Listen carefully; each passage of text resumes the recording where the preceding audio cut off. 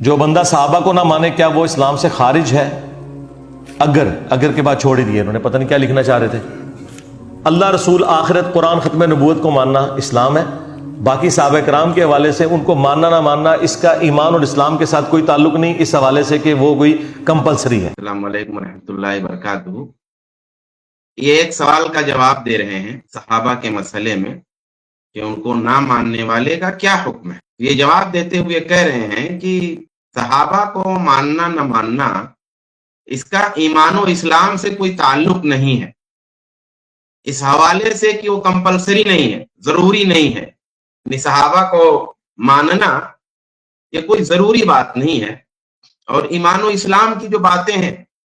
وہ ضروری ہیں۔ تو اس کذاب شخص کی، جھوٹے شخص کی یہ بات تو اس لحاظ سے تو ٹھیک ہے کہ صحابہ کا مسئلہ ارکان اسلام اور ارکان ایمان میں داخل نہیں ہے، یعنی جب ہم ارکان اسلام بیان کرتے ہیں تو اس میں صحابہ کو ماننا نہ ماننا ہم بیان نہیں کرتے۔ ارکان ایمان جب ہم بتاتے ہیں تو اس میں بھی صحابہ کا مسئلہ ہم بیان نہیں کرتے اور اس میں موجود نہیں ہے۔ اگر یہ مراد ہو تو جھوٹے شخص کی بات ٹھیک ہے، لیکن یہ کہ مطلق طور پہ یہ کہنا کہ ایمان و اسلام سے کوئی تعلق ہی نہیں ہے، یا یہ کہ صحابہ کو تسلیم کرنا کمپلسری نہیں ہے، ضروری نہیں ہے، یہ انتہائی لغو ہے، انتہائی غلط بات ہے۔ بھائی یہ بات تو یعنی صحابہ کو ماننا اور انہیں تسلیم کرنا، ماننا تسلیم کرنا چھوڑ دیجیے، ان سے محبت کرنا، ان سے عقیدت کرنا، ان کا ذکر خیر کرنا، ان سے نفرت نہ رکھنا، ان سے بغض نہ رکھنا، یہ اس کا تعلق ایمان سے بھی ہے اور اسلام سے بھی، اور یہ ضروری چیز ہے۔ یہ ارکان ایمان میں نہیں ہے،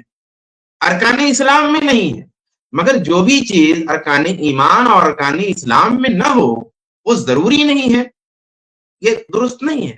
یا اس کا تعلق ایمان و اسلام سے نہیں ہے، یہ بھی درست نہیں ہے۔ ہماری عقیدہ کی کتابوں میں یہ باتیں لکھی ہوئی ہیں، مثال کے طور پہ عقیدہ تحاویہ میں ہے کہ نحب، ابھی عقیدہ کی کتاب ہے، یعنی صحابہ کرام رضوان اللہ تعالی علیہم اجمعین کی محبت، آپ کفر و اسلام کا چھوڑ دیجئے، صحابہ کے کفر و اسلام پر بات کرنی وہ بہت بہت اونچی بات ہو گئی۔ بات تو یہاں محبت اور بغض کی ہے، اس کا تعلق بھی ہمارے عقیدے سے ہے، عقیدے کی کتاب میں بات لکھی ہوئی ہے، نحب اصحاب رسول اللہ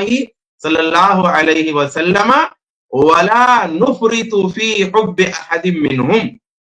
کہ ہم رسول اللہ صلی اللہ علیہ وسلم کے تمام صحابہ سے محبت کرتے ہیں اور رسول کے صحابہ میں سے کسی بھی صحابی کی محبت میں غلو نہیں کرتے ہیں، شریعت کے دائرے سے باہر نہیں جاتے ہیں، ولا نتبرأ من احد منہم، اور ان میں سے کسی بھی صحابی سے اظہار برات نہیں کرتے ہیں، وَنُبْغِضُ مَن يُبْغِضُهُ، اور اس سے نفرت کرتے ہیں جو ان صحابہ سے نفرت کرتا ہے، وَلَا نَذْكُرُهُمْ إِلَّا بِخَيْرٍ، اور ہم ان کا ذکر خیر کے ساتھ کرتے ہیں،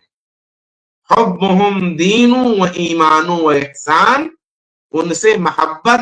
دراصل دین ہے، ایمان ہے، احسان ہے، وَبُغْضُهُمْ كُفْرٌ وَنِفَاقٌ وَطُغْيَانٌ، اور ان سے بغض کفر ہے یا نفاق ہے یا سرکشی ہے۔ یہ ہے یعنی حب صحابہ رضوان اللہ تعالی علیہم اجمعین کا جو مسئلہ ہے وہ یہ نہیں کہہ سکتے کہ اس کا ایمان و عقیدہ سے کوئی تعلق نہیں ہے، یہ کوئی ضروری چیز نہیں ہے۔ اس طریقے سے صحابہ کے مسئلے کو آپ نارملائز نہیں کر سکتے، تقیہ والے اسلوب میں، آپ تقیہ کے اسلوب میں، مودودی اسلوب میں آپ چھپا نہیں سکتے اپنی حقیقت کو، اور اس کو نارملائز نہیں کر سکتے کہ الفاظ کے ہیر پھیر میں اس کو گھما پھرا کر کے کچھ کا کچھ بنا دیں۔ حوالے سے تو ہر اہل ایمان کی محبت ہمارے ایمان کا حصہ ہے، جسے ہم مسلمان سمجھتے ہیں، ہم اس کی تکفیر نہیں کر سکتے۔ اگر کوئی شخص علمی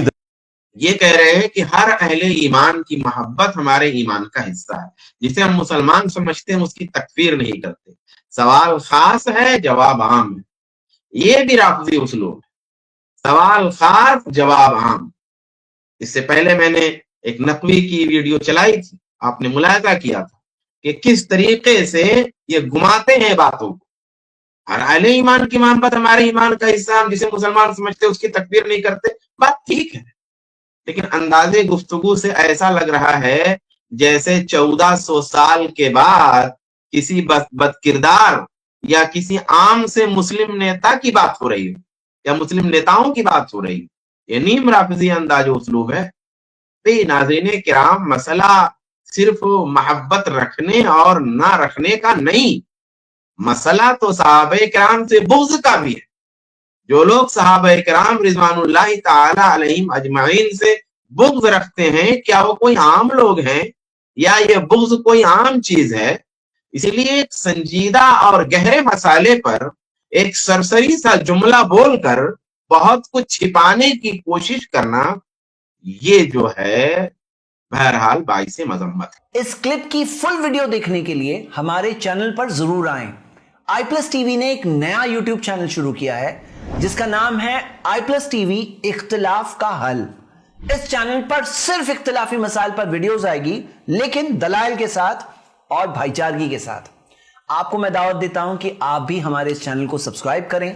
ہماری ویڈیوز کو شیئر کریں اور نوٹیفیکیشن آئیکن کو آل سلیکٹ کریں تاکہ آپ کو ہماری ویڈیوز کا نوٹیفیکیشن مل سکے۔ جزاک اللہ خیر، والسلام علیکم ورحمۃ اللہ۔